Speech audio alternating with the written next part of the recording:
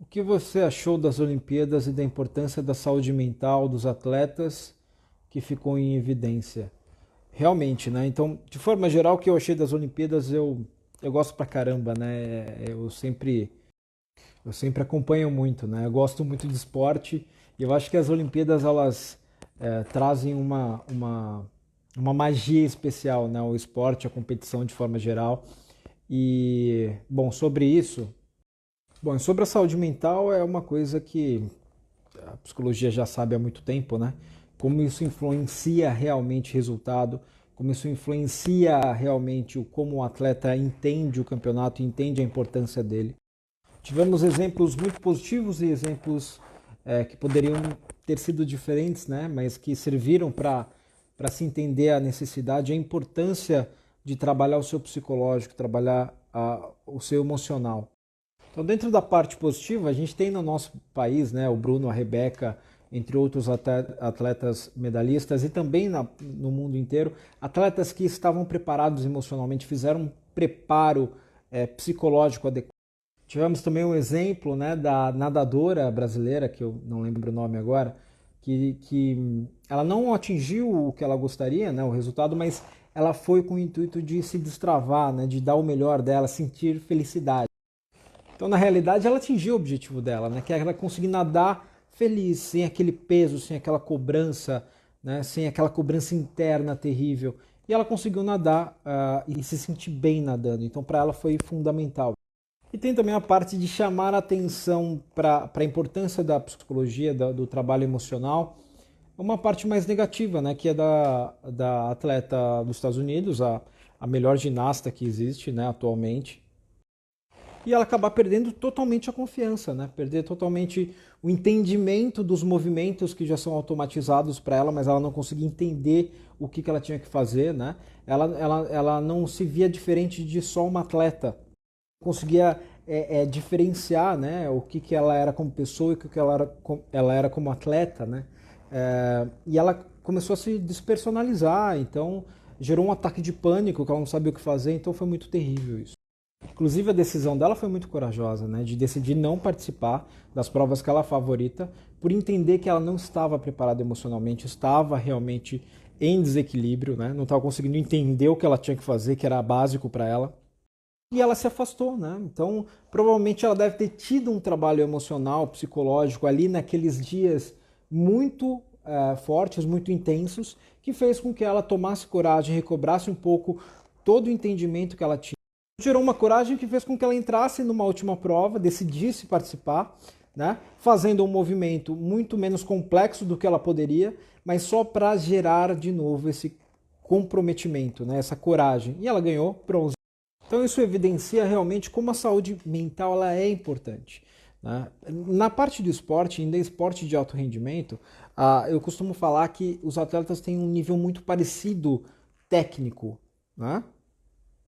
Então o que vai realmente fazer a diferença, que vai despontar, que vai fazer com que a pessoa pegue primeiro, ou segundo, ou terceiro, ou último, é o preparo emocional. É como a pessoa se prepara durante todo o processo.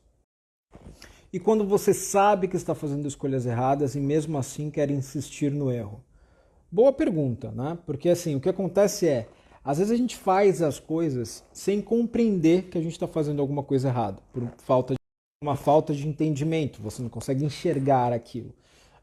Outra coisa que é a pergunta é quando você sabe que algo não está de acordo com o que você acredita, ou o seu valor, ou a forma que você aprendeu, e mesmo assim você está.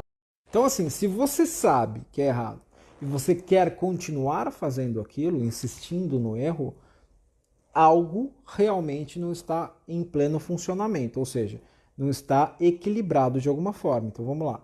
Então, se você está fazendo, mesmo entendendo que é errado, tem duas formas. Você ou está se sabotando inconscientemente, não precisa ser consciente o fato, ou você está demonstrando que algo não está bom. Ou seja, para você mudar esse comportamento, você não pode simplesmente entender que é uma coisa que você não faria, é uma coisa errada e tentar modificar assim. Né? Porque é muito mais forte, está inconsciente, está uma coisa que você não consegue enxergar. Na verdade é assim, você consegue ver o comportamento, mas você não consegue entender o porquê que esse comportamento persiste. Então, para cortar isso, você tem que entender a causa disso, né? Então, se acontece algum evento específico, alguma situação que está gerando esse comportamento errado, precisa ser entendido melhor, né? Ressignificado melhor, ou entendido da forma correta, ou modificado da forma que precisa ser modificado. E aí o comportamento extingue. E lógico, eu estou te dando o conceito, o entendimento sobre. Não é fácil assim. A gente precisa entender todo o processo, entender que situações são essas e tudo mais. Então, é indicado sempre uma boa terapia para isso. Legal? Como melhorar quando o casal não está conseguindo ter diálogo e o orgulho de ambos toma conta? Ótima pergunta, excelente pergunta. E na realidade é o grande problema de casais, tá? Em terapia. Primeiro, entender que o orgulho ele não ajuda em nenhum momento, né? O orgulho é um sentimento que é comum no ser humano, em alguns muito mais do que em outros, até por um aprendizado passado, né?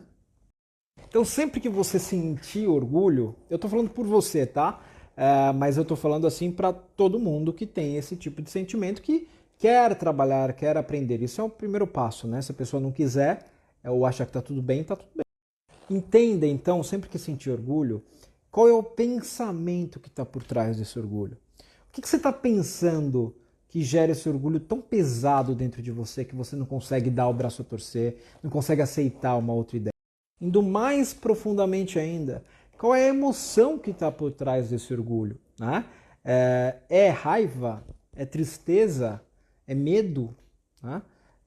Que gera esse sentimento através de um pensamento? Esse é o primeiro passo, né? É se entender por que isso existe, por que esse comportamento de orgulho existe, né? Esse sentimento. Então, talvez você não consiga fazer sozinha, talvez você precise de ajuda profissional para isso, né? Mas esse é o entendimento. E aí, uma outra parte da tua pergunta é consequência, né? Como é que uma pessoa ou o casal que tem um orgulho muito alto vai ter comunicação? Essa comunicação que poderia existir vai ser de ataque, de defesa, de cobrança, de julgamento, entende? Isso só complica mais, vai gerando mais conflito ainda no casal. Acaba perdendo o respeito, perdendo a admiração, perdendo tudo. Tá? Então é importante que cada um entenda as dificuldades, as limitações do outro, mas queiram evoluir e estão dispostos a ter novos comportamentos e pensamentos.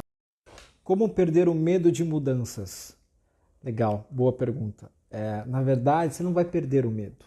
O medo é uma emoção primária que todo ser humano tem. Primeiro passo, tá? Entender que essa emoção faz parte. Então, a aceitação da emoção é fundamental. Segundo que sentimentos, é mais importante entender que sentimentos são esses que estão vindo para você. Porque os sentimentos são criados. Ah, Gabriel, mas eu não sei nomear os sentimentos, eu tenho um problema com isso. E tem muita gente que tem, tá? E isso é realmente uma coisa que precisa se desenvolver para melhorar muito a sua inteligência emocional, o entendimento de como você funciona, tá? Se você tem essa dificuldade atualmente de nomear sentimentos, vai para o pensamento. O que eu estou pensando que me gera X sentimento? Né? Por que eu estou com medo? O medo é uma característica que faz sentido. A mudança sempre causa medo, né? Medo pode me causar um pensamento que me gera um sentimento negativo. Né? Mas ele também poderia causar um pensamento que gerasse um sentimento positivo.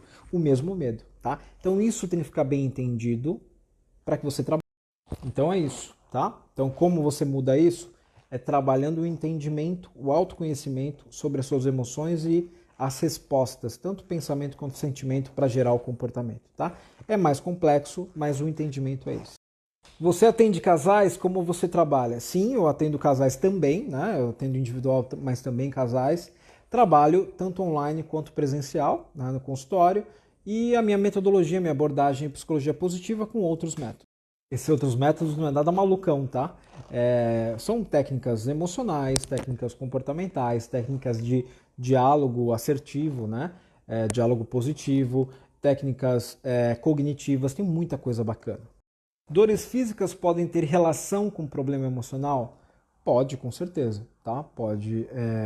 tanto a fisiologia afeta a psicologia, o emocional, quanto o emocional afeta a fisiologia, tá? Isso é fato. Agora, eu tenho que entender a pergunta mais específica, né? Qual das duas você acha que você tem, ou se é uma pergunta ou uma dúvida geral, né? Mas eu vou especificar um pouquinho. Então vamos lá. Algo emocional, algum problema emocional pode gerar dores físicas ou problemas físicos? Podem, mas antes de qualquer entendimento que é a psicologia, que é o emocional que está gerando tudo isso, primeiro de tudo você vai fazer exames fisiológicos para ver se você tem algum tipo de problema real fisiológico. Ou seja, uma coisa muito característica, que muita gente confunde só com emocional, gastrite. Tem que ver se a gastrite é por algo que você come, ou alguma questão fisiológica mesmo, né? Ou se ela é uma gastrite emocional. Mas antes de achar que é uma gastrite emocional, você tem que fazer todos os exames fisiológicos para entender o processo. Então a gente nunca exclui uma dor física como algo não relacionado ao emocional, mas a gente sempre pesquisa antes, coloca em médicos mesmo para ver se é alguma coisa fisiológica. Se não for, aí a gente trabalha emocional. Agora, dores físicas com certeza influenciam questões emocionais, né? Então, principalmente se você tem uma dor crônica, tá? Uma dor no ciático, enxaqueca e outras dores, isso abala definitivamente o nosso emocional no dia a dia. Então, naturalmente, você vai ter uma tendência maior a ficar triste, a entrar em processo de depressão às vezes, a ficar muito irritado, né? a ficar muito negativo e assim por diante, por causa de uma dor física. E lidar com isso é muito ruim, né? É muito complicado, é muito difícil. Então, um apoio emocional acho que é fundamental nesse processo, tá? Para que a pessoa lide melhor com a dor que às vezes não passa, né?